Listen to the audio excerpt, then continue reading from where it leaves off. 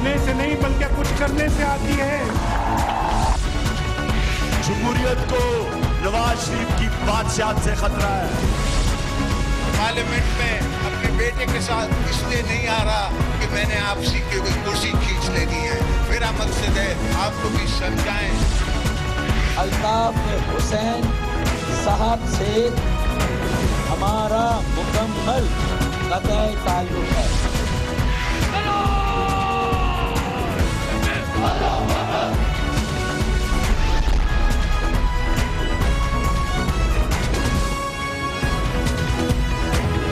आप देख रहे हैं खबरों, तबसरों और तज्जियात पर मबनी पाकिस्तान का सबसे मोतबर न्यूज शो दुनिया, कामरान खान के साथ। अस्सलाम वालेकुम, मैं हूं कामरान खान। पाकिस्तान और अफगानिस्तान की सरहद आज 18 दिन की बंदिश के बाद दोबारा खोल दी गई। महज 2 दिन के लिए खोली गई है, मगर वहां पर सरहद पार करने के लिए जो बड़ी तादाद में लोग जमा थे, एक भरपूर माहौल देखने में आया। जो लोग एक तरफ से दूसरी तरफ जा रहे थे उसमें मर्द थी, खवातीन थे, बच्चे थे, हज़ारों लोग पैदल सरहद अबूर कर रहे थे।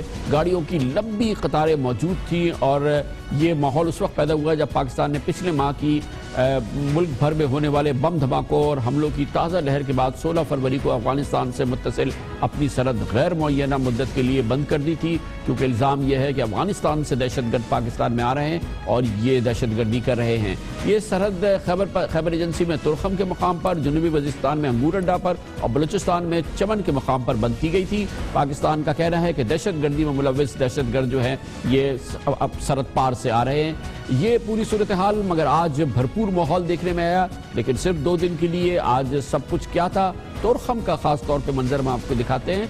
शाहजेब जिलानी अपनी इस रिपोर्ट पे।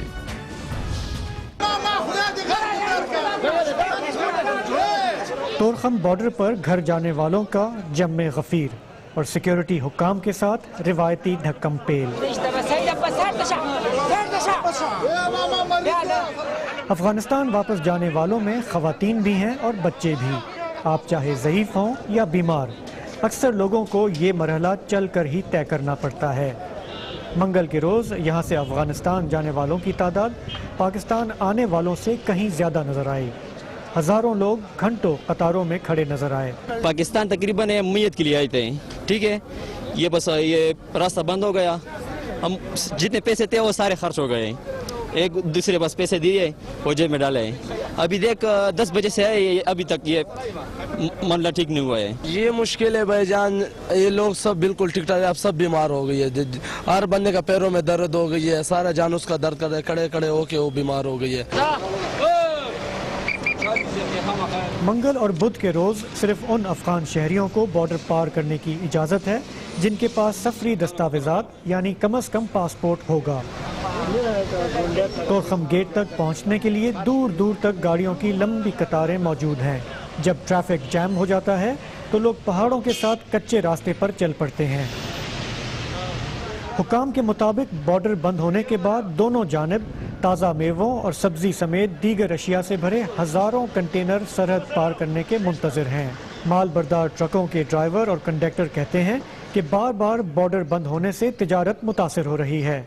ये हमारे गाड़ियों में इधर चीनी भी लोड हुआ है, बहुत से गाड़ियों में चीनी भी है, और हमारे गाड़ी जो है ना बहुत से गाड़ियों में तकरीबन आटा लोड हुआ है ना। तो अभी जो है ना घर भी हमें नहीं छोड़ने देते, और इधर ये मुश्किल है कि भाई साहब बस ना पेशावर जाने देते ना उधर जाने देते, बस इधर फंसे हुए, कोई भी पूछने वाला नहीं है। हम इधर फंसे हुए, ना इधर पासपोर्ट मानता है, ना अफगानिस्तान छोड़ता है, ना इस तरफ छोड़ता है, पासपोर्ट मानता है। हम इधर फंसे हुए तकरीबन 21 दिन हुआ है, हम गाड़ी में, खर्चा भी ख़त्म हुआ है, कुछ भी नहीं खाने के लिए। ये बात तय है कि दहशतगर्दी की ताज़ा लहर के बाद पाकिस्तान को मुबैना सरहद पार दहशतगर्दी रोकने के लिए कुछ न कुछ तो करना ज़रूरी था, लेकिन बॉर्डर बंद करने और एक नया इंसानी बहरान पैदा करने से क्या हासिल होगा ये अभी वाज़ेह नहीं। फ़िलहाल अक्सर हलकों ने बॉर्डर खोलने के फैसले का खैर मकदम किया है। कमर्शियल ब्रेक और उसके बाद जिक्र होगा पाकिस्तान और ईरान के दरमियान ताल्लुकात बहुत भरपूर गर्मजोशी वाले नहीं हैं, लेकिन इनको बनाने के लिए एक एफर्ट हुई है पिछले 2 हफ्ते के दौरान। ये 2 हफ्ते गुज़िश्ता बहुत अहम थे, ये आपको बताएंगे छोटे से वक्फे के बाद।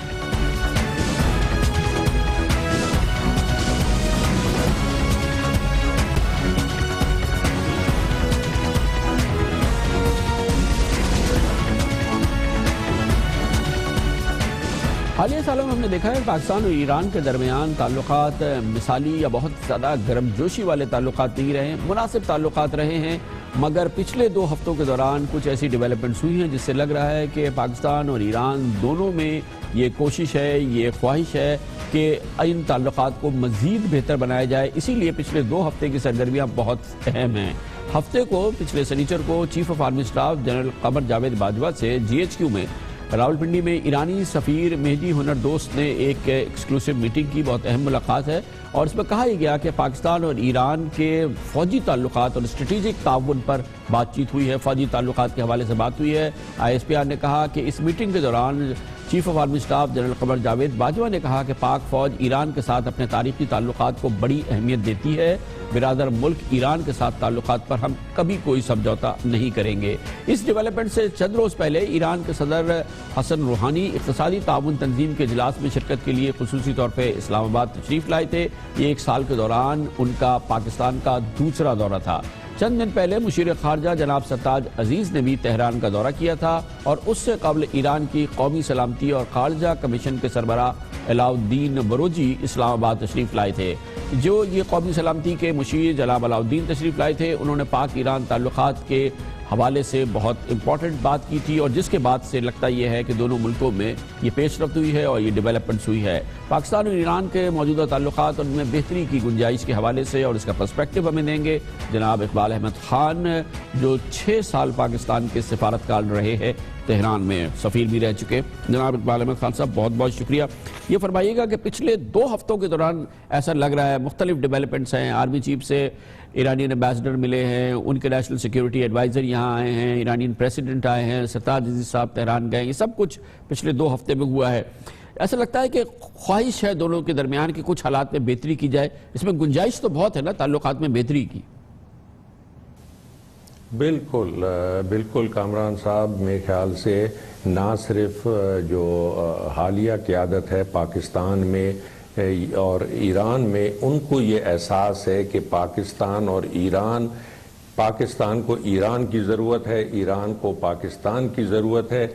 یہ جو تعلقات ہیں ہمارے، ان قیادت کو پتہ ہے، اس سے پہلے بھی ان کو علم تھی کہ یہ ایک اسٹریٹجک نوعیت کے تعلقات ہیں۔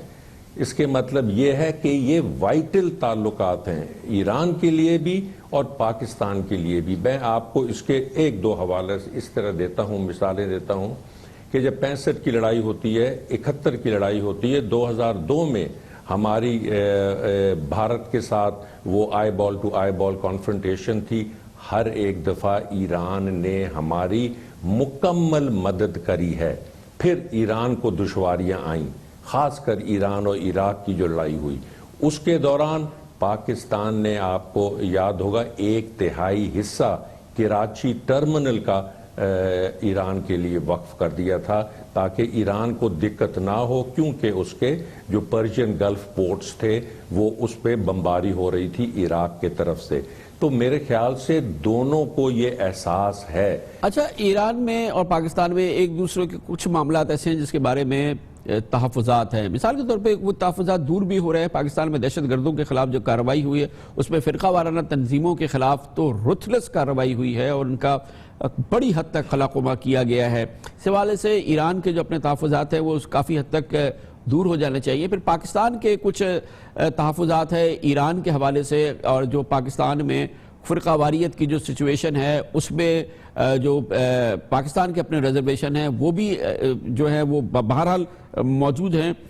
یہ دونوں طرف اس کا ادراک ہے اور یہ مسائل حل ہو سکتے ہیں، اور اس کی کوئی لگ رہا ہے آپ کو کہ امکانات ہیں نیئر فیوچر میں؟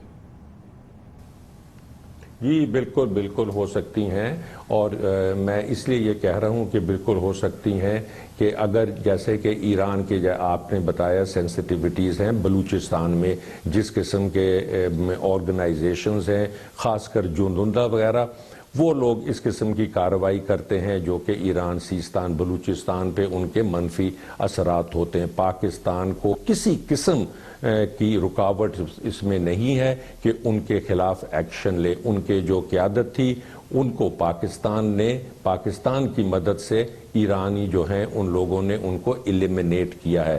کسی قسم کا اس کی رکاوٹ نہیں ہے. اگر ایران کو اس سلسلے میں کوئی فرقہ وارانہ بیسس پہ کسی قسم کے تحفظات ہیں, کسی قسم کے کنسرنز ہیں, وہ بھی پاکستان دور کرنے کو تیار ہے. پاکستان کیا برداشت نہیں کر سکتا؟ پاکستان یہ برداشت نہیں کر سکتا کہ خواہ وہ ایران ہو, خواہ وہ کوئی اور عرب ممالک ہو, وہ پاکستان کی جس قسم کی ڈیموگرافک کمپوزیشن ہے, جس قسم کی ایتھنک کمپوزیشن ہے, جس قسم کی سیکٹیرین کمپوزیشن ہے, اس میں کسی قسم کی بیرونی مداخلت جو ہے وہ نہ ہم برداشت کر سکتے ہیں اور نہ ہی ہم کو وہ برداشت کرنا چاہیے. اور ایران میں اس کا, تہران میں اس کا ادراک ہے, وہ سمجھتے ہیں کہ یہ جو ہماری ریزرویشن ہے, یہ جو ہماری سچویشن ہے, یہ سمجھتے ہیں, ایرانی اس چیز کو سمجھتے ہیں کہ تہران میں ہے. تہران کی بڑی, میرے خیال سے کم از کم میرا جو تجربہ ہے, میں تہران میں تقریباً 6 سال وہاں پہ رہا ہوں. تہران کو یہ پتا ہے کہ اگر تہران اس مسئلے میں پاکستان کی پوزیشن نہیں اپریشیٹ کرے گا تو پھر پاکستان بھی ایران کے ساتھ تعاون نہیں کر سکتا بلوچستان میں. ایران کا جو سیستان بلوچستان صوبہ ہے وہ سب سے سینسٹیو سمجھ لیں, سب سے نازک حصہ ہے پوری ایران کا, اور وہاں پہ جو میجورٹی پاپولیشن ہے وہ سنی کی ہے. اسی طریقے سے اگر پاکستان کی طرف سے رکاوٹ نہیں ہوتی یا پاکستان کی طرف سے تعاون نہیں ملتا تو پھر ایران بھی اپنے مسئلے جو ہیں حل نہیں کر سکتا. جو ہمارے یہاں ایک یہ پرسپشن ہے, یہ خیال ہے, شاید یہ صحیح بھی ہے, کہ ایران کا جھکاؤ بھارت کی جانب کچھ زیادہ ہے پاکستان کے مقابلے میں, کچھ زیادہ نرم گوشہ ہے ایران کے دل میں بھارت کے لیے. جی کامران صاحب, یہ جو انڈیا فیکٹر ہے نا, اس سے میرے خیال سے پاکستان میں کوئی زیادہ ہی آبسیشن ہے. اب آپ دیکھیے, آپ انڈیا فیکٹر کی بات کر رہے ہیں ایران سے, وہ 100 گنا زیادہ تو وہ چین کو اپلائی کرتا ہے. چین اور بھارت کا صرف میں ایک پہلو کا ذکر کر رہا ہوں اور وہ آپ کو بھی علم ہے, تجارت. چین اور بھارت کی تجارت 80 ارب ڈالر کی تجارت ہے. وہ تجارت ہے پاکستان کی دنیا سے جو تجارت ہے اس کی دگنی حصہ. تو آپ سوچ لیں کس قسم کے تعلقات ہوں گے چین کے اور بھارت کے. بھارت کا یہ ہے کہ بھارت بڑی تیزی سے ابھر رہا ہے. یہ ہمیں جو ہے اس کی ایک ریالٹی چیک ہے, یہ ایک حقیقت ہے. 7% اس کی اکانومی بھارت کی بڑھ رہی ہے, سب لوگ آ رہے ہیں اور بھارت میں انویسٹمنٹ ہو رہی ہے. اسی طریقے سے بھارت جو ہے وہ میرے خیال سے جو تیل کی بھارت کی ریکوائرمنٹ ہے, ہو سکتا ہے ایران اور سعودی عرب سے سب سے زیادہ وہ تیل خریدتا ہے. تو بھارت کے بڑے میجر اکنامک اور کمرشل انٹریسٹ جو ہیں وہ ایران سے منسلک ہیں, لیکن ایران نہیں چاہتا کہ بھارت جو ہے ایران کا ہمسایہ بنے. بہت بہت شکریہ جناب اقبال احمد خان, پاکستان کے سابق سفارتکار, ایران میں کا بہت تجربہ رکھتے ہیں. کمرشل بریک اور اس کے بعد ذکر ہوگا ایک بار پھر کراچی کے دارالحکومت, کراچی کے اس دارالحکومت کا جو کہ اب بین الاقوامی میڈیا میں کہا جا رہا ہے کہ پاکستان کا معاشی دارالخلافہ ضرور ہے مگر یہ کوڑے دان بنتا جا رہا ہے. اسی دوران کراچی کا جو انڈسٹریل ایریاز ہیں, 3 بڑے جو کراچی کے انڈسٹریل اسٹیٹ ہیں, ان کا انفراسٹرکچر مکمل طور پہ تباہ ہو گیا ہے. یہ انڈسٹریل اسٹیٹس اب اخبارات میں اشتہارات شائع کرا رہے ہیں, حکومت سندھ سے بپتا کر رہے ہیں. یہ پوری صورتحال آپ کو دکھاتے ہیں چھوٹے سے وقفے کے بعد.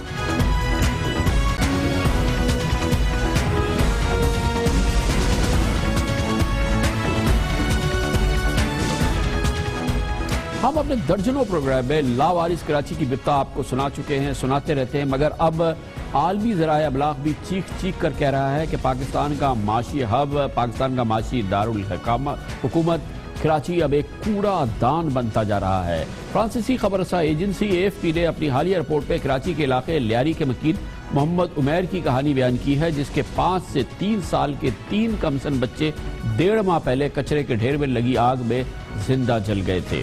یہ رپورٹ کہتی ہے کہ کراچی میں کوڑا اٹھانے اور صفائی کی ذمہ داری کوئی بھی لینے کو تیار نہیں. म्यूनिसिपल इदारों में रोजाना 12 टन कचरे में आधा भी ठिकाने लगाने की सलाहियत नहीं है। ज्यादातर कचरा गलियों, चौराहों और पे सड़ता रहता है और बाकी मानदार कचरा जो है वो ढेरों का ढेर बन जाता है। म्यूनिसिपल हुकाम और रिहायशियों ने खुलेआम कचरा जलाने का एक आसान तरीका ढूंढ लिया है।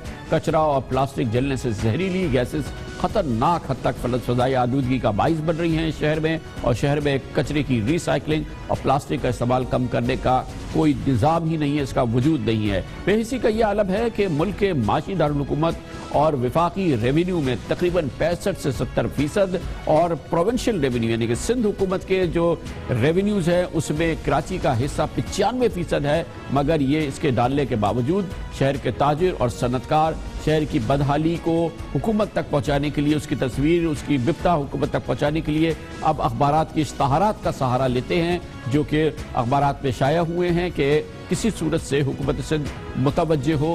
पाकिस्तान के सबसे बड़े सनती इलाके जो कराची के 3 इलाकों में मौजूद हैं, इनकी तबाहकुन सूरत हाल पे निगाह डाली है इस खुसूसी रिपोर्ट में हमारे नुमाइंदे खुसूसी शहराज अहमद ने।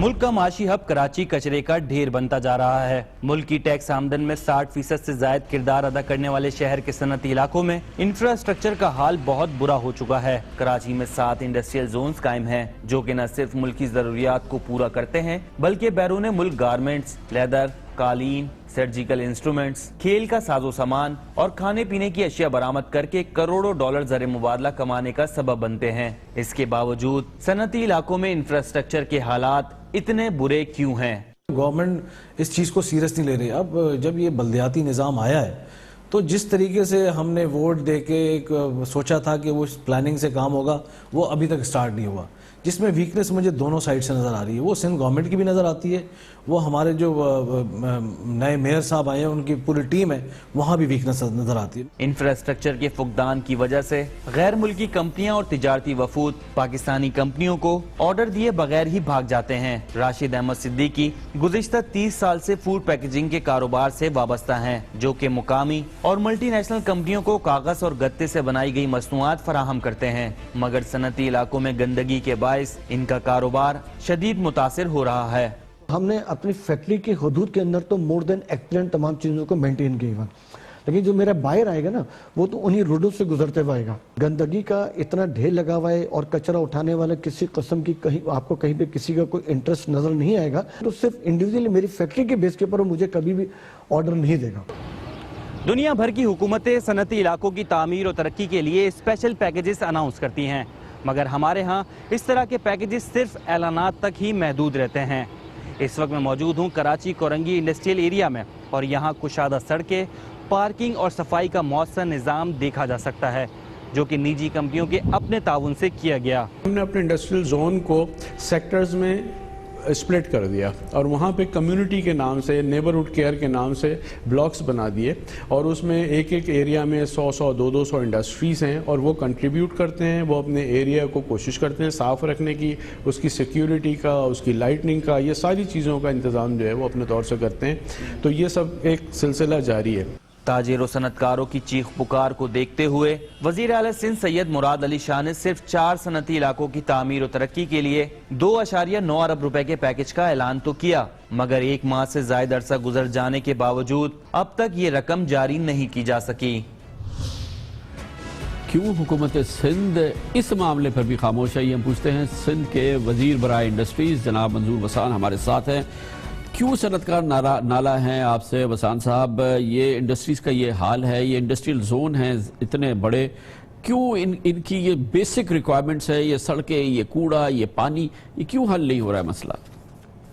जब मैं मिनिस्टर इंडस्ट्रीज हुआ तो जो उस वक्त की यानी लास्ट ईयर की जो मेरे ख्याल में गालबन अक्टूबर का महीना था, तो इन्होंने इनवाइट किया और लंच पे भी, एनुअल डिनर पे भी, और इनके तरफ से कुछ रिक्वेस्ट आई, मुतालबात सामने आए कि हमें सपोर्ट किया जाए। हालांकि ये इंडस्ट्रीज मिनिस्ट्री के अंडर में नहीं है, लेकिन फिर मैंने जब सीएम साहब को भी एक फंक्शन था मेरियट में, تو میں نے جب ان کے طرف سے مطالبات سنے تو میں نے بھی سی ایم صاحب کو ریکویسٹ کی، تو سی ایم صاحب کے طرف سے یہ اعلان کیا گیا کہ وسان صاحب جسی بھی طرح کام کریں، حالانکہ ہے یہ انڈسٹریل اسٹیٹ جو ہیں یہ فیڈرل سبجیکٹ بھی ہے، سندھ کو کوئی ریونیو وغیرہ نہیں دیتے ہیں، لیکن ہم نے کہا کہ بھئی جتنا ہو سکے کہ ہم مدد کریں گے۔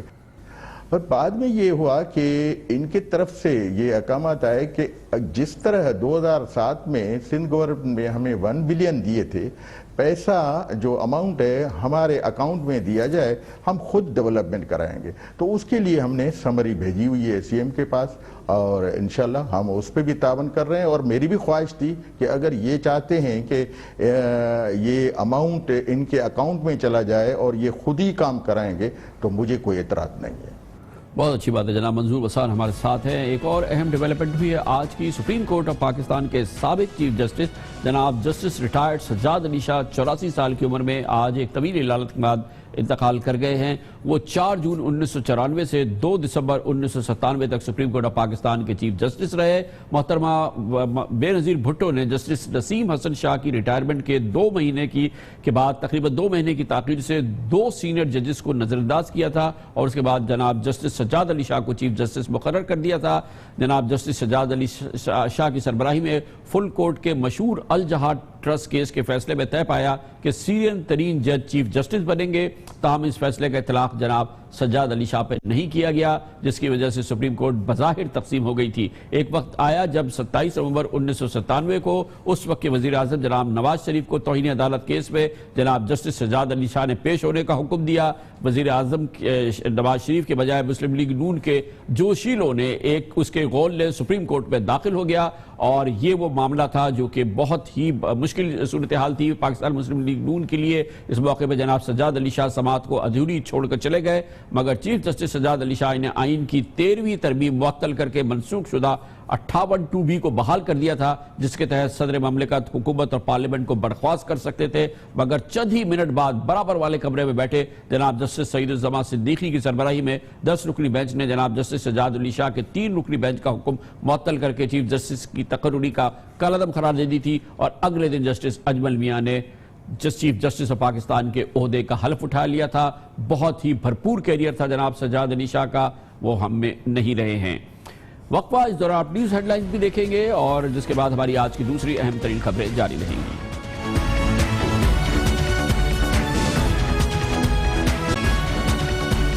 آپ دیکھ رہے ہیں خبروں، تبصروں اور تجزیات پر مبنی پاکستان کا سب سے معتبر نیوز شو دنیا، کامران خان کے ساتھ۔ عمومی طور پہ یہ ہوتا ہے کہ اعلیٰ عدلیہ میں مقدمات کی سماعت کے دوران معزز جج صاحبان کی کوشش یہ ہوتی ہے کہ وہ اپنے ذاتی جذبات، اپنے ذاتی خیالات کو ایکسپریس کرنے میں اعتراض کریں، مگر بعض مقدمات ایسے ہوتے ہیں، ان کی نوعیت ایسی ہوتی ہے کہ معزز جج صاحبان اس اعتراض پر ان پر لازم نہیں ہوتا، اور پھر انہیں اپنے ذاتی جذبات کو اور اپنے خیالات کا انہیں اظہار کرنا پڑتا ہے، مگر وہ معاملات کی نوعیت ہوتی ہے اور حساسیت ہوتی ہے، اور یہی وہ موقع تھا، آج بہت اہم موقع، جب سماعت ہو رہی تھی اسلام آباد ہائی کورٹ میں سوشل میڈیا پر مبینہ طور پہ کچھ ایسے مواد کے بارے میں جس میں مبینہ طور پہ مقدس ہستیوں کے حوالے سے مختلف کلمات کہے گئے تھے، یا اس حوالے سے مواد شائع کیا گیا تھا سوشل میڈیا پر، اور اس حوالے سے پاکستان میں پچھلے کئی ہفتوں سے زور بحث جاری ہے۔ آج یہ مقدمے کی سماعت تھی، اور جو اسلام آباد ہائی کورٹ پہ تھی، اور اس کی سماعت کر رہے تھے جناب جسٹس شوکت عزیز صدیقی، جہاں پر جو پٹیشنر ہے ان کی استدعا یہ تھی کہ سوشل میڈیا پر جن لوگوں نے یہ حرکت کی ہے ان کے خلاف بھرپور کارروائی کی جائے، ایسی سائٹس کو، ایسے تمام ذریعوں کو اس پر پابندی لگائی جائے۔ اور آج یہ سماعت بہت اہم تھی، کیونکہ اس سماعت کے دوران جناب معزز جج جناب جسٹس شوکت عزیز صدیقی کئی بار فرط جذبات سے بہت آبدیدہ ہو گئے، ان کے آنسو نکل آئے، اور ایک وقت ایسا بھی آیا کہ انہیں سماعت روکنی پڑی، اور پھر وہ واپس آئے اور انہیں پھر سماعت کو آگے بڑھانا پڑا۔ فرط جذبات سے مغلوب نظر آئے آج جناب جسٹس شوکت عزیز صدیقی۔ آج ان کی عدالت میں اسلام آباد کے آئی جی، اسلام آباد کے commissioner, secretary IT, chairman PTA, ये तमाम हजरात जो थे वो पेश हुए और उन्होंने मुअज़्ज़िज़ अदालत से कहा कि अगर इस हवाले से कानून, इस हवाले से कोई फैसला दिया जाएगा तो वो उस पर अमल दरामद कराएंगे, हर सूरत में उस पर अमल दरामद कराएंगे। लेकिन आज की अदालत में सेक्रेटरी दाखिला बावजूद पेश नहीं हुए, जिस पर जनाब जस्टिस शौकत अजीज सिद्दीकी ने उस पर अपने शदीद तहफ़्फ़ुज़ात का भी इज़हार किया। उन्होंने फौरी तौर पर हुक्म दिया कि कल वज़ीर दाखिला जनाब चौधरी निसार अली खान बज़ाते खुद अपनी, उनका इदारा नहीं बल्कि वो खुद बज़ाते खुद कल इस्लामाबाद हाई कोर्ट में पेश हो और इस हवाले से वो ज़ाती तौर पे उन इक़दामात की निगरानी करे जो इस्लामाबाद हाई कोर्ट कल इस हवाले से अहकामात देगा या आइंदा चंद दिनों में देगा। आज जस्टिस शौकत अजीज सिद्दीकी ने इस बात को कहा कि लाजिम बनाया जाए कि कल जनाब चौधरी निसार अली खान इस्लामाबाद हाई कोर्ट में पेश हो। आज बहुत जज्बाती मनाजिर थे जो इस्लामाबाद हाई कोर्ट में देखने में आए। जनाब जस्टिस शौकत अजीज सिद्दीकी ने इंतहाई जज्बाती अंदाज में इस समाअत के दौरान कहा कि उनका सब कुछ, माँ बाप, जान माल, औलाद और नौकरी भी अल्लाह के रसूल पर कुर्बान है।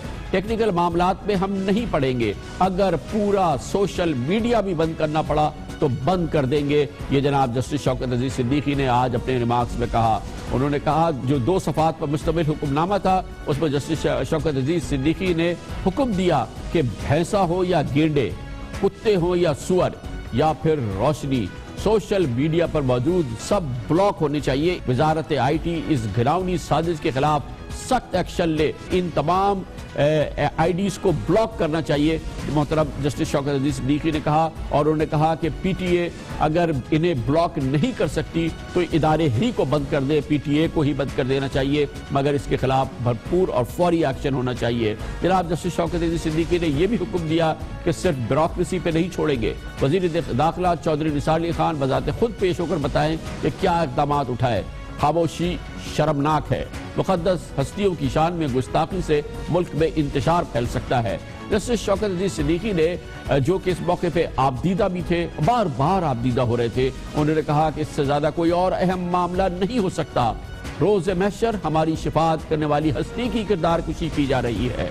वज़ीर दाखिला चौधरी निसार बुराई के खात्मे के लिए खुद इक़दामात करें, चाहे पूरा सोशल मीडिया ही बंद करना पड़े, वरना मामले में मुलव्विस नासिर और तमाशा देखने वाले दोनों के खिलाफ कार्रवाई होगी।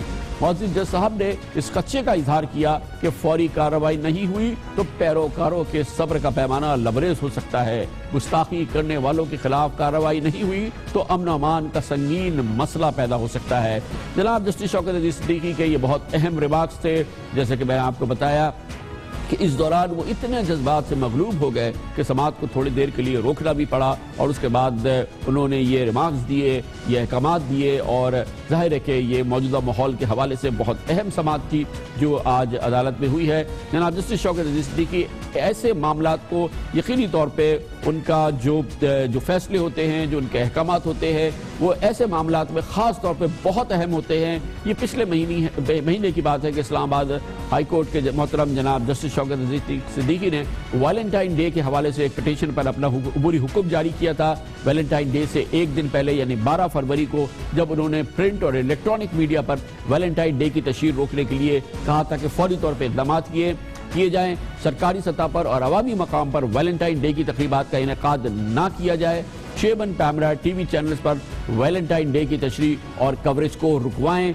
ये मोहतरम जस्टिस शौकत अजीज सिद्दीकी ने ये एक फरवरी में वैलेंटाइन डे से पहले ये बहुत अहम हुक्म जारी किया था, मगर आज का उनके ये अहकामात बहुत अहम है मौजूदा माहौल के हवाले से, ख़ास तौर पर सोशल मीडिया पे जो इस किस्म की तरगीब दी गई है, जो इस किस्म का मवाद शाया हुआ है, जिसके बाद कुछ ब्लॉगर्स की गुमशुदगी की इतलात आई हैं और फिर उस पर एक रद्द-ए-अमल भी देखने में आया, मीडिया में भी उसका भरपूर रद्द-ए-अमल नजर आया और आज ये अदालती रद्द-ए-अमल था जो इस्लामाबाद हाई कोर्ट पर नजर आया, जो जनाब मोहतरम जस्टिस शौकत अजीज सिद्दीकी की आज के जो उनके रिमार्क्स थे और जो उनके अहकामात थे उसकी सूरत में नजर आया। इस पर मजीद बात करते हैं और इसके लिए हमें ज्वाइन किया है मोहतरमा जस्टिस रिटायर्ड नासरा जावेद इकबाल ने, जो लाहौर हाई कोर्ट की साबिक जज भी हैं, वो खुद भी जज रह चुकी है और लाहौर हाई कोर्ट एसोसिएशन की वो सरबराह भी रह चुकी हैं, बार एसोसिएशन की, और मुअज़्ज़िज़ कानूनदान हैं। बहुत बहुत शुक्रिया मैडम।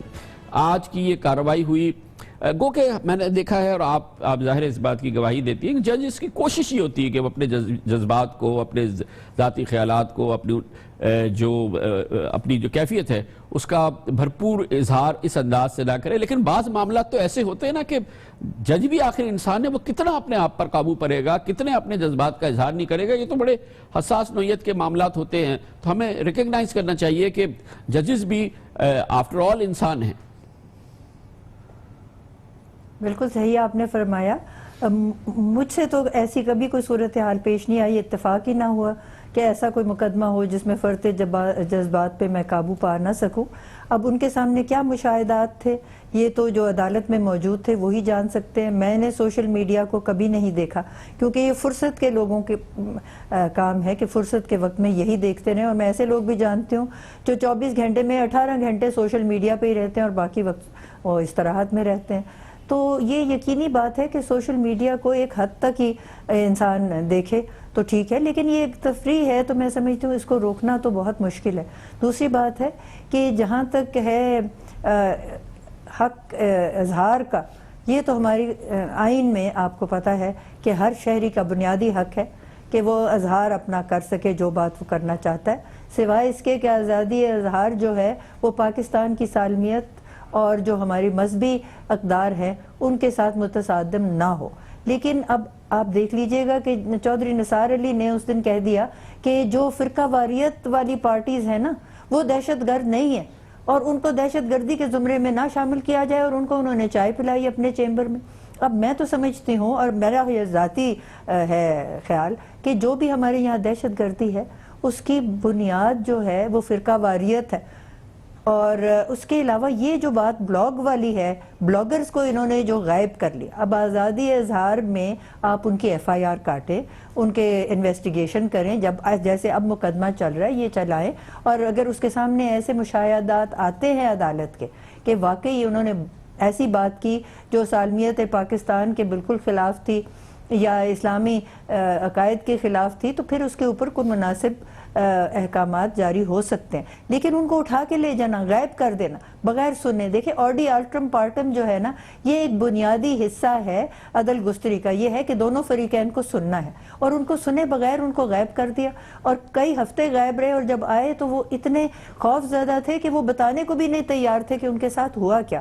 تو یہ تو میں سمجھتی ہوں کہ ہماری شخصی آزادی کے بالکل برخلاف. میڈم یہ تو بہت ہی مناسب آئینی قانونی سچویشن ہے نا جو عدالت میں اس وقت ہو رہی ہے. معاملہ اسلام آباد ہائی کورٹ میں پہنچا ہے، کورٹ میں پہنچا ہے، وہاں پہ اس پہ سماعت ہو رہی ہے. جج صاحب جو ہیں وہ اس پہ اپنی آبزرویشن دے رہے ہیں، حکم دے رہے ہیں، فیصلے دے رہے ہیں. جو کچھ بھی ہے یہ تو بڑا مناسب فورم ہے نا، اس میں تو کسی کو اعتراض نہیں ہونا چاہیے.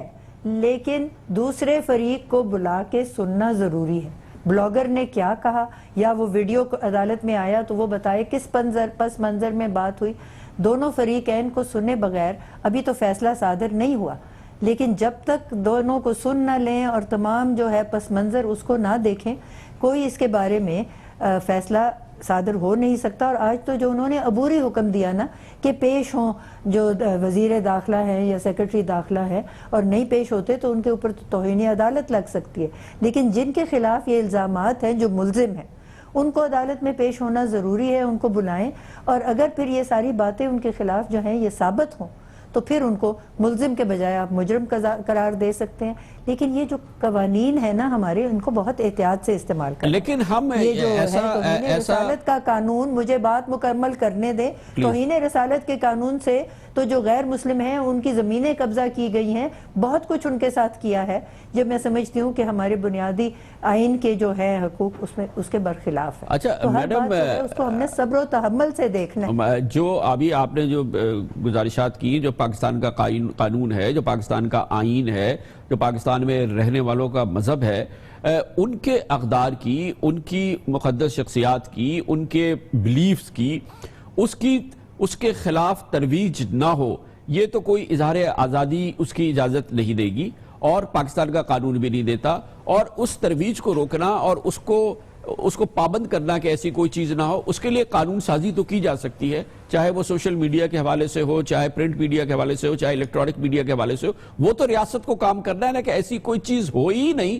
جس پر کہ یہاں پہ رہنے والوں کے وہ قانونی طور پہ بھی وہ اس کی مخالفت ہو، اور پھر لوگوں کے جو جذبات اور جو ایمان ہے، جو اس کا ان کی اقدار ہے، اس کے خلاف نہ ہو. اس کے لیے تو عدالت بھی کرنا چاہیے، ریاست کو بھی کام کرنا چاہیے. وہ اظہار آزادی کی زمرے میں تو نہیں آ سکتا. یقیناً، لیکن جیسے میں نے عرض کی، دونوں فریقین کو سننا لازمی ہے. جو اس کے بارے میں شواہد ہیں وہ سامنے عدالت کے پیش ہونے لازمی ہے. پھر یہ عدالت اس نتیجے پہ پہنچ سکتی ہے کہ وہ ملزم ہے یا مجرم ہے. کیونکہ میں نے تو بہت سے ایسے کیسز دیکھے جس میں توہین رسالت کا حوالہ دے کر اور جو معصوم لوگ ہیں ان کی زمینوں پہ قبضہ کر لیا، ان کے گھر جلا دیا. آپ کو پتہ ہے یہاں کیا کچھ ہو چکا ہے. اور آپ جیسے کہتے ہیں کہ پاکستانیوں کا عقیدہ، صرف آپ نے اکثریت کا عقیدہ نہیں دیکھنا، آپ نے اقلیت کا عقیدہ بھی دیکھنا کہ کیا ہے. اور اگر وہ کوئی ایسی بات نہیں کہتے جو گستاخی رسالت ہو تو پھر ان کے اوپر یہ قانون جو ہے نا اس کو بغیر دیکھے سنے نہیں لگایا جا سکتا. میں سمجھتی ہوں کہ یہ اچھی بات ہے کہ عدالت میں کیس ہے، لیکن جن لوگوں پہ الزام تراشی ہوئی ہے ان کو بلانا اور یہ تمام چیزیں سامنے دیکھ کر تبھی وہ فیصلہ کر سکتے ہیں. بہت بہت شکریہ محترمہ جسٹس ریٹائرڈ ناصرہ جاوید اقبال.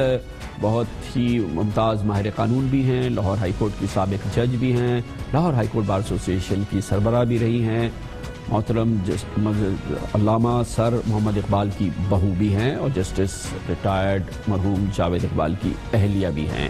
ان کا کہنا یہ ہے کہ مقدمہ ہے تو دونوں فریقین کو ضرور سننا چاہیے، فریقین کی رائے کو سن کے، فریقین کے موقف کو سن کے فیصلہ آنا چاہیے. لیتے ہیں کمرشل بریک اور اس کے بعد ذکر ہوگا پی ایس ایل کا. اور پی ایس ایل کا جتنا ذکر ہوتا ہے اتنا ہی پاکستان تحریک انصاف کے سربراہ جناب عمران خان کے ان ریمارکس کا ذکر ہوتا ہے جو پی ایس ایل کے حوالے سے ہیں، جس میں سب سے پہلے انہوں نے اسے پاگل پن کہا تھا، اس کا انعقاد لاہور میں ہونا، پھر اسے ایک احمقانہ حرکت کہی تھی. اب جبکہ فائنل ہو گیا ہے تو انہوں نے کہا کہ جو کھلاڑی آئے ہیں وہ پھٹیچر کھلاڑی تھے. یہ بحث کو آگے بڑھا رہی ہے بات، اور عمران خان کے پرستار شاید اس پوری صورتحال پہ بہت زیادہ خوش نہ ہوں. شاید ان کا خیال یہ ہو کہ اگر یہ بات نہ بھی کہی ہوتی تو کیا ہو جاتا. اس کا ذکر کرتے ہیں چھوٹے سے وقت کے بعد.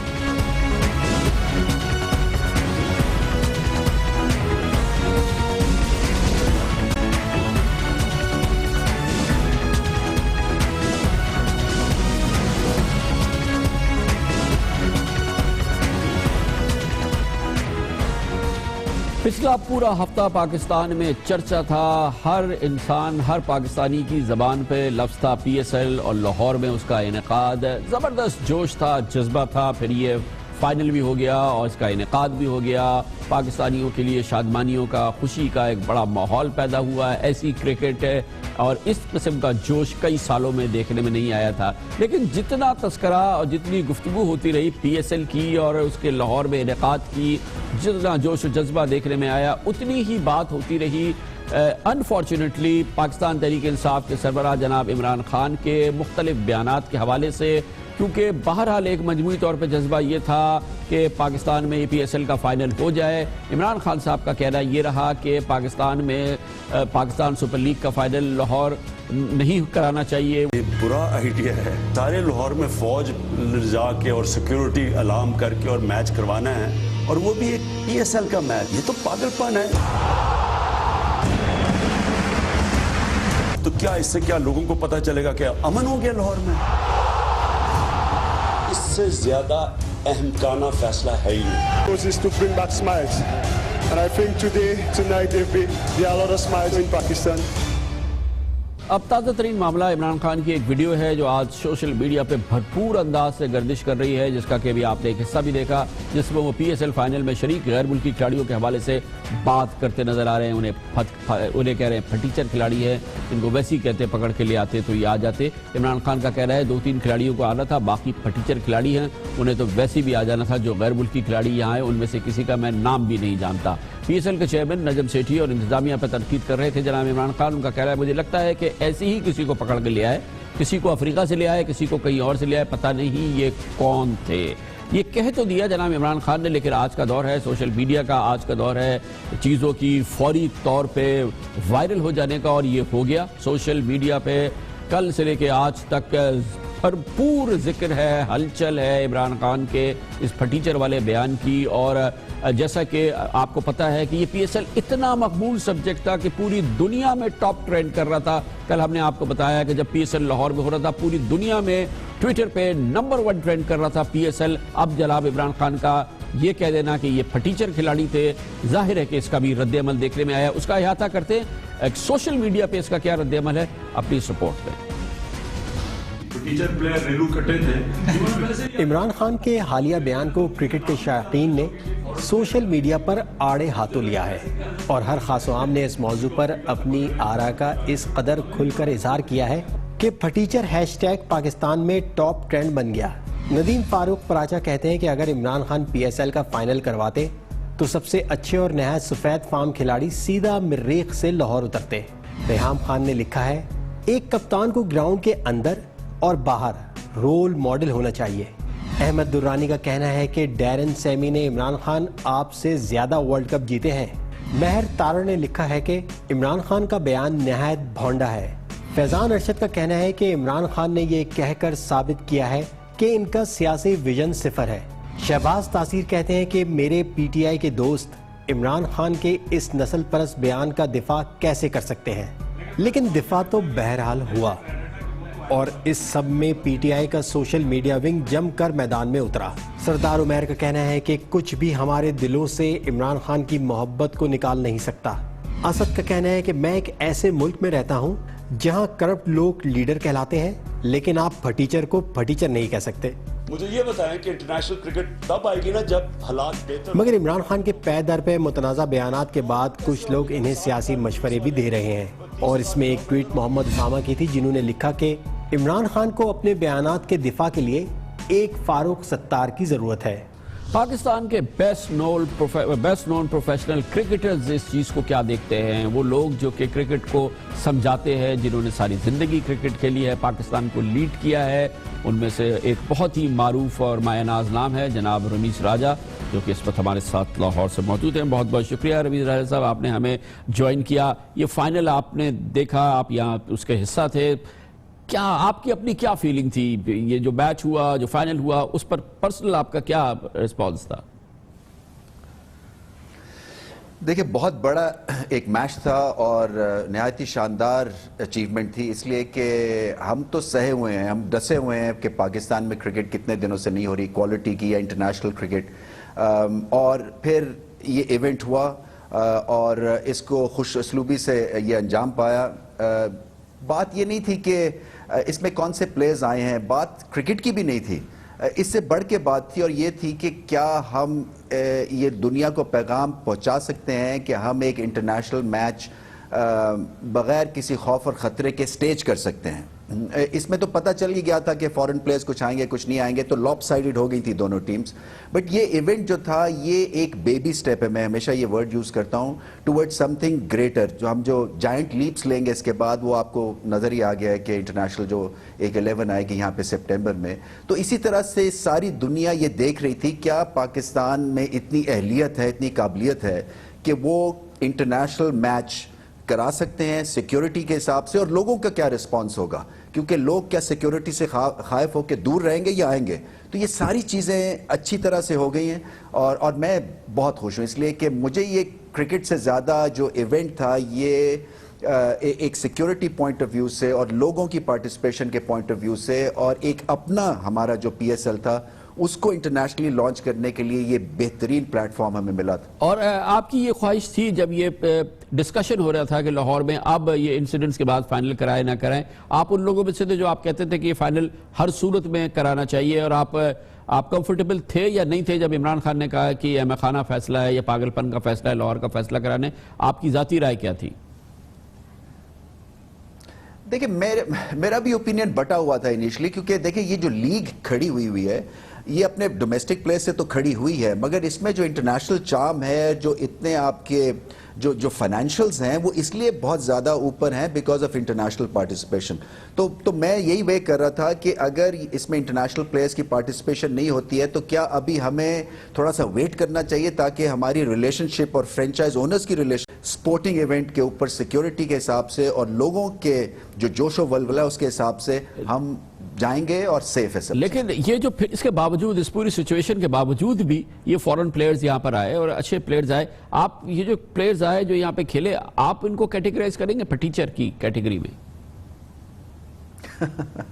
نہیں، تھوڑا سا ہارش ورڈ استعمال کر دیا کہ حالانکہ میں ان کے ساتھ 10 سال کھیلا ہوا ہوں، میں سمجھ سکتا ہوں کہ وہ کرکٹ کی خیر خواہی ان کے دل میں ہے، بٹ تھوڑا سا شاید پولیٹیکل اس کو اینگل وہ دیکھ گئے ہیں. کرکٹ دیکھ بھی نہیں زیادہ رہے ہیں آج کل، مگر کیونکہ ایک ٹیم کے تو پراپر 4 اوورسیز پلیئرز تھے اور انفارچونیٹلی دوسرے کے نہیں آئے تو آپ کو پھر جو لمیٹڈ بنڈل تھا اس میں سے لینا پڑ گیا. میں سمجھتا ہوں کہ پی ایس ایل جو ہے یہ ایشیا میں ایٹ پار ہے ود اینی ادر لیگ، اور سب اس کو انجوائے کرتے ہیں. اچھی اسٹرانگ وائبس کی وجہ سے بہت سارے پلیئرز اس دفعہ انوالو ہوئے، جیسے کہ لاہور قلندرز کے کپتان تھے مکلم، انہوں نے مجھ سے خود کہا کہ میں اس لیے یہاں پہ آیا ہوں کیونکہ جو رپورٹس گئی ہیں دنیا میں انٹرنیشنل سرکٹ میں وہ بہت پازیٹیو گئی ہیں. انگلینڈ اپنے پلیئرز کو ایسے ہی اویلیبل نہیں کرتے ہیں کیونکہ ان کے لیے کریڈیبلٹی کا مسئلہ بہت بہت امپورٹنٹ ہے. تو کریڈیبلٹی تھی اس لیگ کی کہ جب انگلینڈ کے پلیئرز آئے، اور یہ پھر ایسی لیگ نہیں ہے جیسے کہ آئی پی ایل ہے کہ اس کے لیے کوئی اسپیشل ونڈو ایلوکیٹ کی ہو کہ ساری انٹرنیشنل کرکٹ رک جاتی ہے آئی پی ایل کے لیے. یہاں پہ کئی پلیئرز آئیں گے اور کئی پلیئرز جائیں گے. So you've got to make the best of what is available, اور جو اویلیبل لاٹ تھا وہ یہاں پہ آیا. ویسے آپ بہتر لاٹ آئے گا. ڈیرن سیمی کو ویسے بھی جانتے ہیں آپ، اس کی جو پروفیشنل ریٹنگز ہے آپ اس میں بھی جانتے ہیں. اس کو جب سنا ہوگا اس نے کہ یہ پھٹیچر لفظ استعمال کیا گیا ہے، جو بھی اس نے اس کی اپنی انگریزی ترجمہ کیا ہوگا، برا لگا ہوگا اس کو لگا ہوگا کہ یار یہ کیا کر رہے ہیں میرے ساتھ. نہیں یہ اسٹرانگ ورڈ ہے ایبسلیوٹلی. ڈیرن سمی کی کنٹریبیوشن بہت زبردست ہے اور مطلب بہترین کپتان تھے اس لیگ کے، اس میں تو کوئی شک نہیں ہے. اور جس طرح سے وہ یہاں پہ آئے اور دنیا میں ایک اسٹرانگ میسج گیا ہے. جیسے میں نے کہا نا کہ ہمیں تو یہ لیگ یہیں پہ کروانی ہے، اس کی بچت یہیں پہ ہے کہ پاکستان میں ہوگی. جب بہت بہت شکریہ جناب رمیز راجہ ہمارے ساتھ. کمرشل بریک اور اس کے بعد ذکر کریں گے. ایک ہے نیا ایسا موضوع سامنے آیا ہے، وہ یہ کہ پاکستان میں ایک ہے متحدہ علماء کونسل، اور یہ عالموں کی ایک مذہبی عالموں کی بہت نمائندہ تنظیم ہے. اس میں شدید اختلافات سامنے آئے ہیں. ایسا لگتا ہے کہ یہ تنظیم جو کہ تنظیم تھی وہ اب اس میں جو ساجی کی ہڈی تھی وہ چوراہے میں پھوٹ گئی ہے. اس کی بات کرتے ہیں چھوٹے سے وقت کے بعد.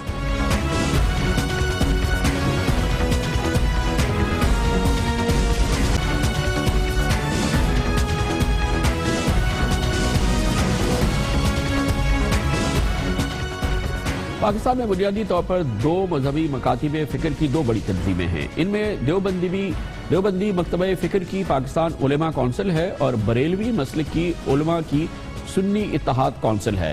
ان دونوں پاکستان میں علماء کونسل کی جو مسائل ہیں وہ شدید اختلافات کا شکار ہو گئے ہیں، کیونکہ پاکستان علماء کونسل نے غیر ملکی ایجنڈے پر عمل کرنے کا سنگین الزام لگاتے ہوئے اور تنظیمی آئین کی خلاف ورزی کے الزامات پر اپنے ہی چیئرمین حافظ طاہر محمود اشرفی کو برطرف کر دیا ہے اور فوراً ہی اسلامی نظریاتی کونسل کے رکن مولانا زاہد قاسمی کو اپنا نیا چیئرمین منتخب کر لیا ہے. حافظ طاہر اشرفی پاکستان میں ٹی وی دیکھنے والوں کے لیے غیر معروف شخصیت نہیں ہے. ان کی تصویر، ان کا لہجہ، ان کا انداز اس سے بہت سارے پاکستانی بہت زیادہ مانوس ہیں.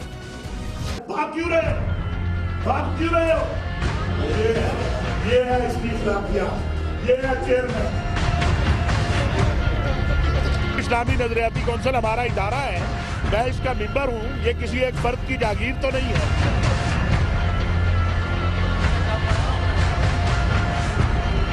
السلام علیکم. مجھے سن سکتے ہیں کیونکہ میں آپ کو بڑا تھوڑا سن سکتا ہوں.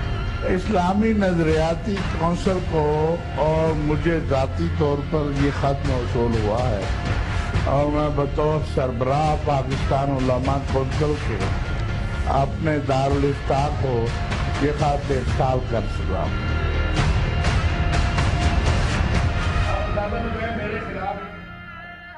इसी पाकिस्तान उलमा काउंसिल के सरपरस्त आला मौलाना रफीक जामी और मौलाना जाहिद महमूद कासमी ने कल अपने चंद रहनुमाओं के साथ इस्लामाबाद में एक प्रेस कॉन्फ्रेंस भी की, जहां पर उन्होंने ऐलान किया कि अब ताहिर अशरफी की बुनियादी रुकनियत भी ख़त्म कर दी है और उन्हें वफाकुल मसाजिद पाकिस्तान, इल्म व अमन फाउंडेशन और तहफ़्फ़ुज़ मदारिस दीनिया समेत तमाम तंजीमों से खारिज कर दिया है। हाफिज ताहिर अशरफी पर यह संगीन इल्ज़ाम लगाया गया है कि वो गैर मुल्की एजेंडे पर काम कर रहे हैं, बैरूनी मुल्क से कुछ NGOs के जरिए रकूम हासिल कर रहे हैं और बाकायदा इस्लाम को नुकसान पहुंचाने के लिए बैरूनी ताकतों के एजेंट बन गए हैं। साबका चेयरमैन मौलाना ताहिर अशरफी अरकान शूरा का एतमाद खो चुके हैं। कौंसिल की अक्सरियत उन पर मुतमईन नहीं है। बाज़ मुसद्दक़ा हक़ाइक़ और शवाहिद सामने आए हैं जिसमें पाकिस्तान उलमा कौंसिल के साबका चेयरमैन ने गैर मुल्की मुआहदे किए थे जो कि सरासर इस्लाम और पाकिस्तान उलमा कौंसिल के दस्तूर और नस्बुल ऐन के खिलाफ हैं। मौलाना ने हमें धोखा और फ्रॉड करते हुए लाहौर में खुफिया तौर पर इल्म व अमन फाउंडेशन के नाम से एक अकाउंट खुलवा लिया और खुफिया तौर पर गैर मुल्की NGOs के साथ मुआहदे करके जितनी रकूम थी उन अकाउंट में जो लाहौर में मौलाना ने खुलवाया था फैसल बैंक में, कवेलरी ग्राउंड फैसल बैंक लाहौर में, मौलाना खुफिया तौर पर वहाँ अपनी रकम जो है मुंतकिल करवाते रहे, जिसमें ख़ास तौर पर 2 सामने मुआहदे हमारे पास अभी आए हैं और बाकी अभी आ रहे हैं, जिसमें एक जर्मन के साथ मुआहदा किया और एक अमेरिकन के साथ मुआहदा किया। ज़रूरी है कि इस पर मौलाना ताहिर महमूद अशरफी का रद्द-ए-अमल हासिल करें, जिसके लिए हमने उन्हें दावत दी है। हमारे साथ मौजूद हैं जनाब हाफिज ताहिर महमूद अशरफी। बहुत बहुत शुक्रिया मौलाना साहब। संगीन तरीन इल्ज़ाम आप पे लग गया है गैर मुल्की एजेंट होने का और गैर मुल्कों से पैसे लेने का, गैर मुल्की एजेंडे पे काम करने का, और ये कोई बाहर से नहीं है, ये बड़े जय्यद उलेमा हैं जो आपके साथ शामिल हैं, आपकी इसी तंजीम के नाज़िम आला हैं। ये तमाम लोग बहुत संगीन इल्ज़ाम आपको लगा रहे हैं और आपको फिर जाहिर है कि आपकी बुनियादी रुकनियत भी ख़त्म कर दी गई है। बिस्मिल्लाहिर्रहमानिर्रहीम। खान साहब, पहले तो मैं अर्ज़ कर दूं कि रफ़ीक जामी साहब हमारी जमात के ना कभी रुकन थे, ना हैं, ना कभी मुमकिन है मुस्तकबिल में हों। जाहिद कासमी साहब हमारे सेक्रेटरी जनरल थे और फैसलाबाद में, और कल की प्रेस कॉन्फ्रेंस में जितने लोग खड़े हैं इनमें सिर्फ 4 वो हैं जो पाकिस्तान उलमा कौंसिल के शूरा के रुकन थे, जबकि 150 पाकिस्तान उलमा कौंसिल की शूरा के रुकन हैं और गिलगित बल्तिस्तान को मिला के 200 के करीब हमारे शूरा के रुकन हैं। अल्हम्दुलिल्लाह तमाम के तमाम का मेरे ऊपर मुकम्मल एतमाद है और फैसलाबाद के इजलास के बाद जिन लोगों के इन्होंने नाम लिखे उस प्रेस रिलीज में, उन्होंने सोशल मीडिया पर आकर तरदीद कर दी कि वो इजलास में शरीक ही नहीं थे, और जो कल लोग बिठाए हुए थे इन्होंने अपने साथ, मैं अर्ज कर रहा हूं कि 4 के अलावा कोई एक भी उलमा कौंसिल का रुकन नहीं। कैमरे रोज हमें कवर करते हैं। अशरफी साहब, ये सही है। इन इल्जामात के बारे में आप क्या फरमाएंगे जो ये कहा गया कि आप अमेरिकन और जर्मन NGO से रकूम ले रहे हैं, आपने अकाउंट्स खुलवाए हैं, उसमें आपने डिपॉजिट्स किए हैं? खान साहब, इसकी खुद वजाहत जर्मन सफीर कर चुकी है। उन्होंने चंद दिन पहले लेटर जारी किया कि कोई हमारा ताहिर अशरफी साहब या इल्म अमन फाउंडेशन के साथ कोई प्रोजेक्ट नहीं है। अमेरिकन NGO ICRD जो है वो इसकी वजाहत कर चुकी है कि ना हमने कोई पैसा दिया, ना हमारा कोई प्रोजेक्ट चल रहा है। असल बात यह है कि जब पाकिस्तान उलमा कौंसिल के साथियों ने उलमा की शिकायत पर, जो कि फैसलाबाद के अंदर मसाजिद पे कब्जों का सिलसिला हुआ, मौलाना जाहिद कासमी साहब को मैंने कहा कि आप ये बंद करें, और फिर एक नेक्टा की रिपोर्ट आई जिसमें कहा गया कि फैसलाबाद के अंदर बत्ता लिया जाता है और उसमें इनका नाम आया, तो उस पर हमने इनसे गुजारिश की कि ये काम हमने नहीं करना। पाकिस्तान उलमा कौंसिल ने इस मुल्क के अंदर अमन के लिए जद्दोजहद की है। ये जो मजलिस आमला के आपके अराकीन हैं और जो मजलिस उमूमी के अराकीन हैं, जो जाहिद कासमी साहब हैं या रफीक जामी साहब हैं, आप इनके खिलाफ एक्शन लेंगे? क्या होगा जो आप कहते हैं कि अब भी आप चेयरमैन हैं पाकिस्तान उलमा काउंसिल के? इंशाअल्लाह कल हमारी मरकजी मजलिस शूरा का इजलास है हम इन्हें शोकाज, पहले जामी साहब तो कभी हमारे रुकन थे ही नहीं, लिहाजा उनकी तो बात ही नहीं है। जाहिद कासमी साहब को हम शोकाज 18 फरवरी को हमारी शूरा का इजलास हुआ था, उसमें भेज चुके हैं। कल शूरा जो इनके बारे में फैसला करेगी वो सारा, बाकी जो मेरे ऊपर जाती इल्जामात लगाए हैं वो खान साहब हम अदालत में भी जा रहे हैं। और ये जो लाहौर का अकाउंट बताया है ये मेरा जाती पर्सनल अकाउंट है। आप माशाल्लाह आप इन्वेस्टिगेशन जर्नलिज्म करते हैं, मुझे बताइए किसी एनजीओ के नाम पर अगर फंड आए हों वो किसी के जाती अकाउंट में जाते हैं? बहुत बहुत शुक्रिया जनाब हाफिज ताहिर महमूद अशरफी हमारे साथ थे। कमर्शियल ब्रेक और उसके बाद जिक्र करते हैं पाकिस्तान में जो लोग फ्लैट बुक कराते हैं, जो घर बुक कराते हैं, उनके तहफ़्फ़ुज़ के लिए एक बड़ा कानून बन रहा है, लेकिन क्या पाकिस्तान के मौजूदा हालात में वो मौसर होगा, इसकी बात करते हैं छोटे से वक्फे के बाद।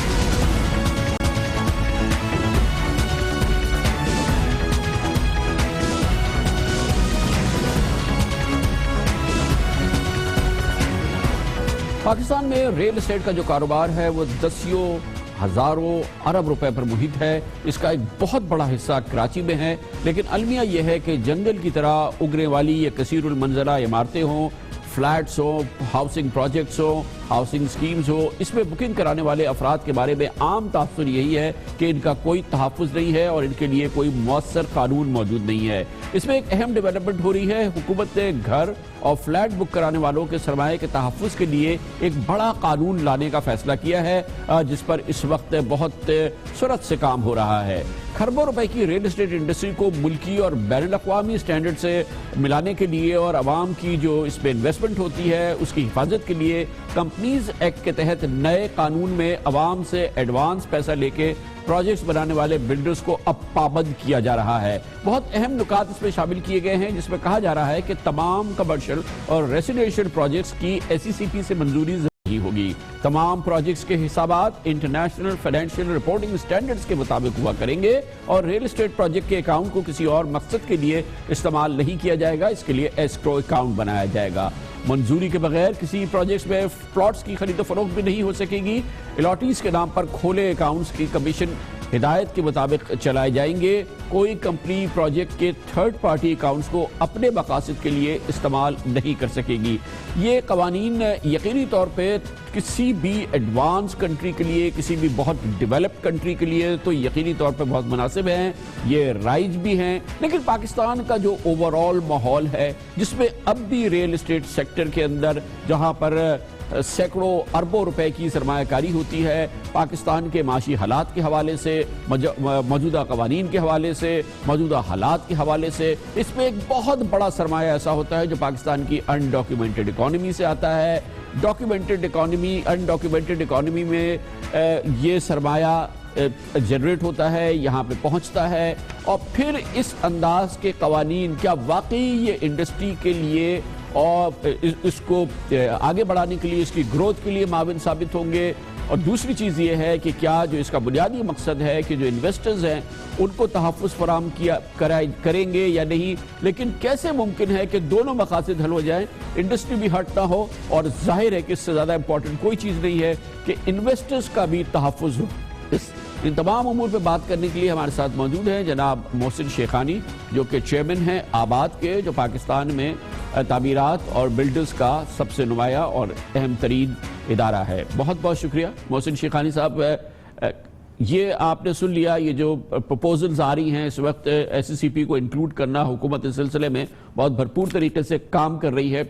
आबाद का क्या रद्द अमल है इस पर? सर इसमें बहुत शुक्रिया, आपने हमें मौका भी दिया और ये बहुत इम्पोर्टेंट इशू है पूरे मुल्क का। जैसे कंस्ट्रक्शन इंडस्ट्री है, रीढ़ की हड्डी की तरह होती है किसी भी मुल्क की इकॉनमी में, लेकिन बदनसीबी से हमारे यहाँ वो चीज़ें नहीं है। जैसे ही आपने कहा कि ये किसी डेवलप कंट्री में तो बिल्कुल राइज हो सकता है, होना भी चाहिए, काफ़ी चीज़ें इसमें पॉसिबिलिटीज़ है, लेकिन हमारे कंट्री में जहाँ फाइनेंस अवेलेबल ना हो, जहाँ डॉक्यूमेंटेशन के प्रॉब्लम हो, जहाँ पे 3 किस्म के डॉक्यूमेंटेशन हो, एक DC वैल्यू, एक FBR वैल्यू, एक मार्केट वैल्यू, तो किस तरीके से इन 3 वैल्यू को हम जस्टिफाइड करेंगे, किस तरीके से जो यहाँ करप्शन है उन चीज़ों को जाएंगे। क्या छोटे बिल्डर जो 400 गज का एक SB बनाता है, जो ज़्यादातर लोग हैं छोटे वाले, تو کیا وہ لوگ یہ ساری فارمیلٹیز پوری کریں گے؟ کیا اس کا ٹائم شیڈیول ویسے ہی ایک اپروول کے لیے ہمیں کوئی 10 اسٹیج سے گزرنا پڑتا ہے؟ ٹائٹل ویریفیکیشن آپ کا ہوتا ہے، پھر ماسٹر پلان سے NOC ہوتی ہے، آرکیٹیکچرل اپروول ہوتا ہے، انوائرمنٹ اپروول ہوتا ہے، NOC فور سیل ہوتا ہے، اسٹرکچر اپروول ہوتا ہے، فائنل اپروول سے پہلے PF اور سول ایویشن کی NOC لینی جاتی ہے. تو یہ 8-9 مہینے کے پروسیس، اس کے بعد ہم SSCP کے پاس جائیں گے، پھر وہ ایک اپروول دیں گے. اور جو کراچی بیٹھے ہوئے ہیں یا جو چھوٹے لوگ ہیں وہ کس طریقے سے مینیج کریں گے؟ تو ہمارے یہاں شارٹ فال آف ہاؤسنگ ہے، 12 ملین گھروں کی یہاں کمی ہے اور لوگ کچی آبادیوں میں رہ رہے ہیں. 52% کراچی کا کچی آبادی میں ہے. آپ پاکستان کے کسی بھی شہر میں چلے جائیں کچی آبادیاں موجود ہیں. ہم ان پلان چیزوں تے ہونے دے رہے ہیں. اسلام آباد میں 80% کنسٹرکشن جو ہو رہی ہے جو اپروول نہیں ہے، جن کے وہ اپروول کے بغیر ہو رہی ہے. تو کیا ہم ان چیزوں کو زیادہ انکریج کریں گے اور جو ڈاکومنٹ یا جو اپروول کر رہے ہیں ان کو ہم لے کے چلیں گے؟ آپ یہ کہہ رہے ہیں کہ 10 مراحل ہیں، 3 قیمتیں ہیں، پروونشل قیمت ہے، فیڈرل قیمت ہے، مارکیٹ قیمت ہے. یہ 10 مراحل ہیں اور 10 کے 10 مراحل میں آپ کو پیسے دینے پڑتے ہیں. یہ کوئی ایمانداری کا نظام نہیں ہے، کوئی سسٹم نہیں ہے. اس میں یہ سسٹم، یہ جو ماڈل بنایا جا رہا ہے، یہ ان کنٹریز میں تو فٹ آتا ہے جہاں پر کہ اس قسم کی چیزیں نہیں ہیں. لیکن یہاں پہ، اور پھر آپ نے یہ بھی کہا کہ یہاں پہ بینک سرمایہ کاری نہیں کرتے ہیں، فائنانس اویلیبل نہیں ہے. اس لیے آپ کے خیال میں کون سا حصہ ہے جو ورکبل ہے، کون سا حصہ ان پروپوزلز کا ہے جو کہ ورکبل نہیں ہے؟ دیکھیے نا، جو انویسٹر ہے اس کا تحفظ بھی تو چاہیے نا. سر دیکھیں، ہم وہی بات کر رہے ہیں، ہم کرنا کیا چاہتے ہیں. بیسیکلی ہمیں اگر تحفظ دینا ہے تو ہم اس لائن پہ ڈسکس کریں کہ ان لوگوں کا تحفظ کیسے ہو جن کی پیمنٹس ہمارے پاس آتی ہے، پبلک کے جو بھی پیسے پبلک کے ڈیولپرز کے پاس، بلڈرز کے پاس آتے ہیں. آپ چیک کر لیں، 97% وہ پروجیکٹ ہیں جو ریگولر بیسس پہ اپروو ہوتے ہیں اور وہ اپنے ٹائم سے تھوڑا ڈیلے ہوتے ہوں گے. لیکن ہائی پرائز والے جتنے پروجیکٹ ہیں وہ ڈیلے نہیں ہوتے، لو اور میڈیم والے لو پروجیکٹ ڈیلے ہوتے ہیں. 7% ایسے لوگ ہوں گے جن کے ڈیفالٹ یا یہ چیزیں آتی ہے جو آباد بیٹھ کے سیٹلمنٹ بھی کرتی ہے، بیٹھ کے ریزالو بھی کرتی ہے. کیا 7% کے لیے ہم باقی 97% کو افیکٹ کر دیں گے؟ اور دوسرا یہ کہ 3 لاکھ گھروں کی شارٹیج ہر سال ہم پیچھے جا رہے ہیں، وہ بھی کم ہو رہی ہے. مطلب ہمارا یا تو انڈسٹری بالکل ڈاکومنٹڈ اور کمپلیٹ ہو، ہمارا کوئی شارٹ فال نہ ہو، ہمارے یہاں کوئی کچی آبادی نہ ہو، ہم بالکل پراپر طریقے سے چل رہے ہوں.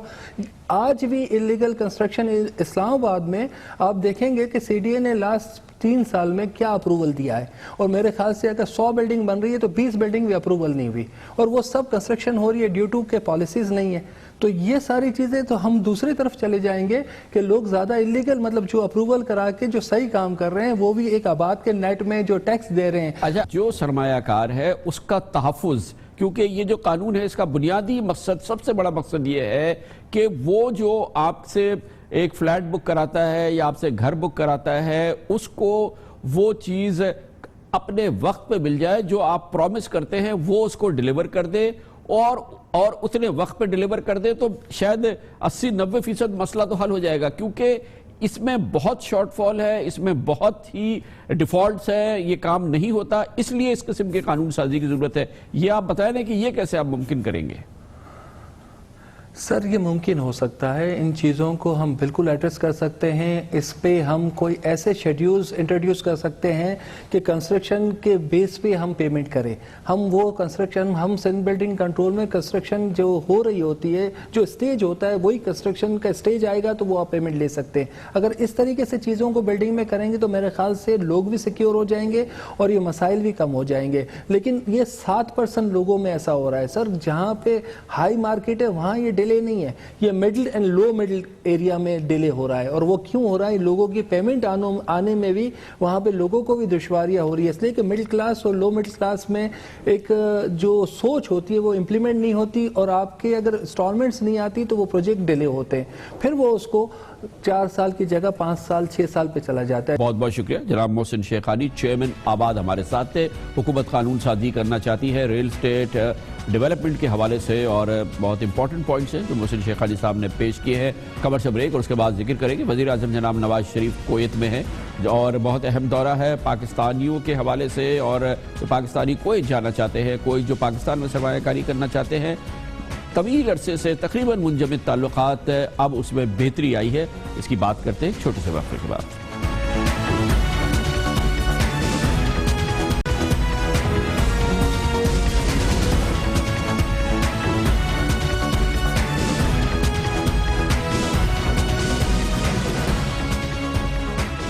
Welcome back. پاکستان کی اور خاص طور پہ وزیر اعظم جناب نواز شریف کی اس وقت کوشش ہے, فوکس ہے کہ مشرق وسطیٰ کے ممالک کے ساتھ پاکستان کے تعلقات میں وہی گرم جوشی پیدا کی جائے جو کہ اب سے کچھ دہائیوں پہلے دیکھنے میں آتی ہے.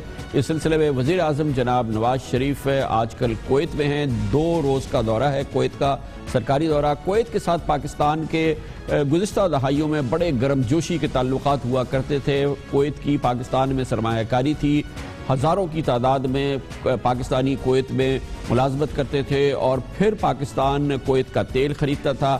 دونوں ملکوں کے تعلقات میں بہت گرم جوشی ہوتی تھی, لیکن یہ تعلقات میں کمی آئی اور اس میں ایک بڑی جھٹکا لگا جب 1991 میں عراق نے کویت پہ قبضہ کیا.